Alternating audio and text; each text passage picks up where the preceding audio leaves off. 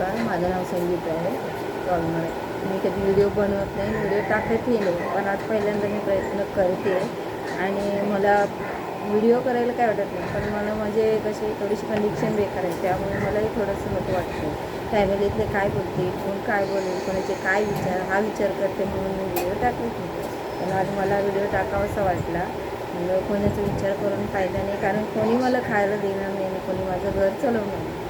त्यामुळे आज अशी परिस्थिती झाली की माझ्यावर की मला जर इकडे नाही तर तिकडेही जाता येत नाही. माझे सासू आजारी आहे, तिला ICUमध्ये टाकले आणि तिला हार्ट अटॅक आला. त्यामुळे तिकडे गावी माझे सासरे होते म्हणून ती आज वाचली सासू. मग सगळे गेले, नणंद गेले, झालं, नवरा गेले सगळे. नवरा बोलले की मुलांचे पेपर आहे, मुलांचे पेपर झाले, परीक्षा झाली की मग तू गावी आहे, मी जातो. मग ते असे मला बोलले, मग ते गेलेच गावी. पण तरीही माझी नणंद म्हणते की नाही यायला पाहिजेत होतं, एवढं झालं तरी सासूला आली नाही, तुझे मुलं काय 12वीला आहेत का, बॅटरीत आहेत का, नाही आहेत, आणि काही नाही सून आहेत का, तिला एकच सून आहेस तू करायला पाहिजे अशी बोलते.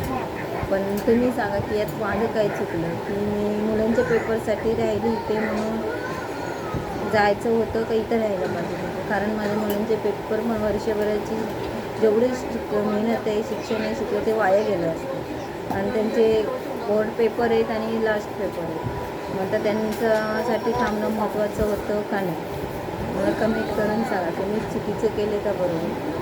कारण एकतर मी आताच गावी जाणार सासूकडे, तर त्यात माझं काम सुटणार, मग मला काम नाही, काही नाही, पावसाळ्यात मग घरी बसून राहणार. नवऱ्याचंही काम सुटलं, माझं तर सासूला बरं नाही म्हणून तेही गावाला, त्यांचंही काम सुटलं, माझंही काम सुटलं. आम्ही काय खाणार, कसे राहणार.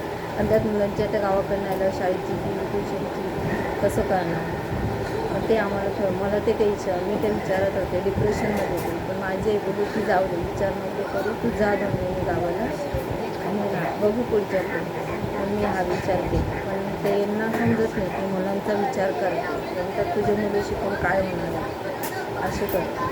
तुम्ही सांगा कमेंट करून काय बरोबर काय चुकीचं.